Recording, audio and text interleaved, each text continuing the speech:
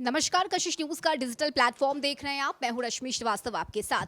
बिहार के सरकारी स्कूलों में छुट्टियों को लेकर हमेशा ही विवाद हुआ है। आपको याद होगा कि के पाठक के आने से स्कूलों की छुट्टियों में कटौती की गई थी और इस कटौती को लेकर भी पक्ष और विपक्ष के बीच आरोप प्रत्यारोप का दौर चला। के पाठक को लेकर भी सवाल उठे, लेकिन अब एक बार फिर से छुट्टी का मामला सुर्खियों में आया है। इसके पीछे की वजह क्या है, ये भी आपको समझा दे। देखिए, आज शारदीय नवरात्र की शुरुआत हुई है और ऐसे में यूनिवर्सिटी में तो छुट्टी दी गई है, लेकिन सरकारी स्कूलों में छुट्टी नहीं दी गई है। ऐसे में सबसे बड़ा सवाल ये है कि आखिर एक ही सरकार में ये दो अलग अलग मापदंड क्यों है। अगर यूनिवर्सिटी में छुट्टी है तो फिर सरकारी स्कूल में भी बच्चों को छुट्टी क्यों नहीं मिली है। और इन तमाम विषय पर हम चर्चा करेंगे, बातचीत करेंगे। हमारे साथ सहयोगी प्रीतम है, उनसे जानेंगे और समझने की कोशिश करेंगे कि आखिर ये चल क्या रहा है। ये दो तरह के मापदंड आखिर क्यों, यूनिवर्सिटी में छुट्टी है तो फिर सरकारी स्कूल में छुट्टी क्यों नहीं दी गई। देखिए रश्मि, अब तक तो सियासत में दोहरे मापदंड की बात हम लोग करते हैं कि जो राजनेता होते हैं वो अपनी सुविधा के अनुसार से चीज़ों की व्याख्या करते हैं।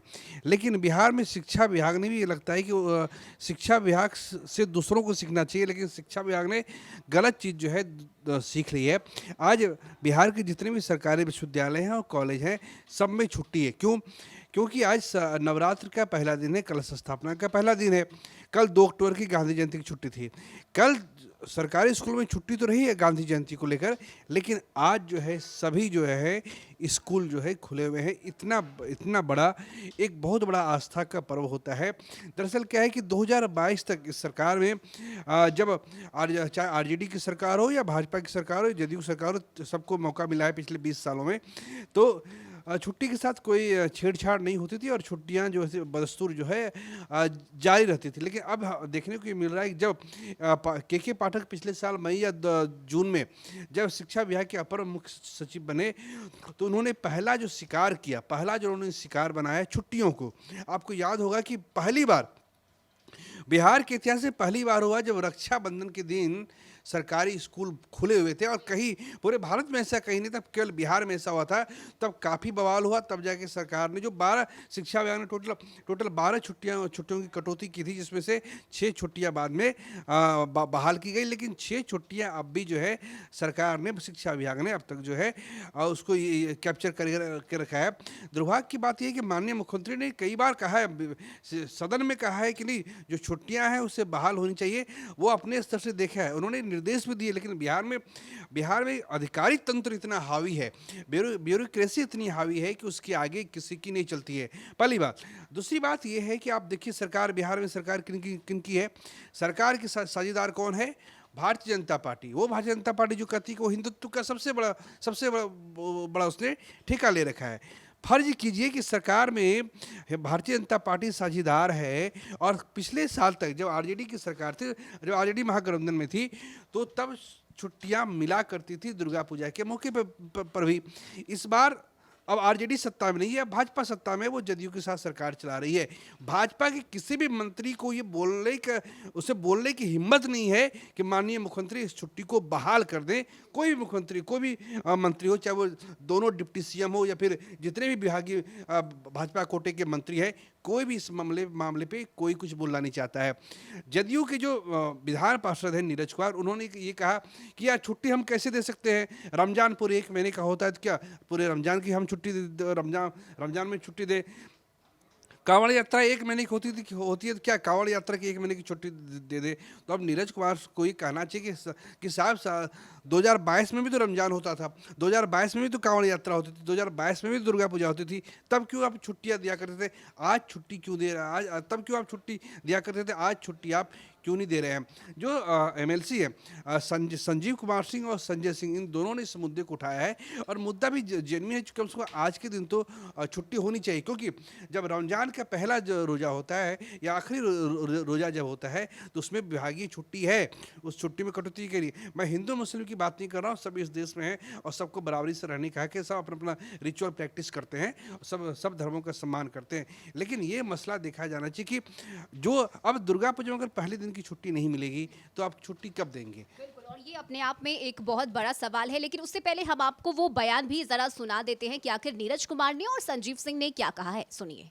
जो कि आप जो भी शिक्षा विभाग में अभी नियम और कानून बताए जा रहे हैं पदाधिकारियों के द्वारा, तो वो खुल करके बतावें जो कि क्या शिक्षा के अधिकार अधिनियम में सेकेंडरी और +2 है।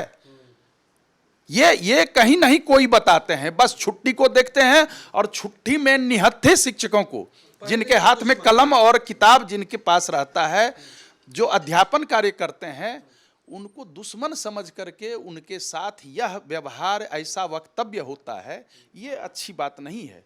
पर्व त्योहार जो धार्मिक और लोक आस्था से जुड़ा हुआ हो, उसमें कोई वक्तव्य नहीं होना चाहिए।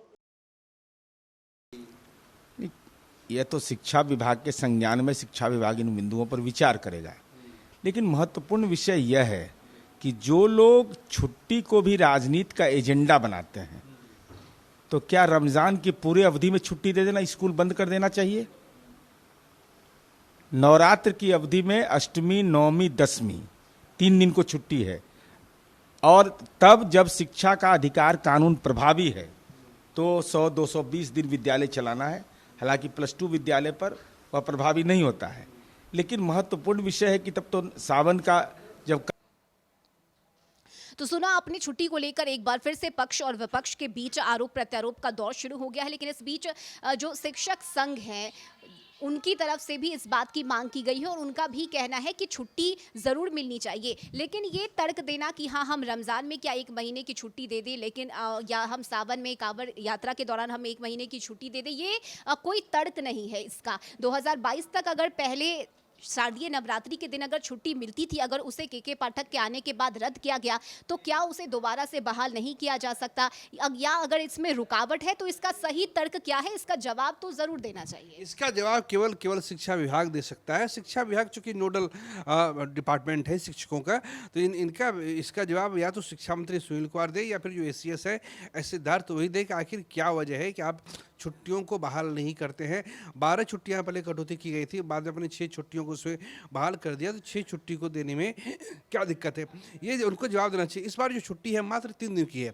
जो सरकारी स्कूल है उसमें जो छुट्टी है, मतलब कि हमें लगता है कि 10, 11 और 12, उसमें से एक दिन रविवार ही पड़ जाता है, तो कहीं तो मात्र 2 दिन की छुट्टी है।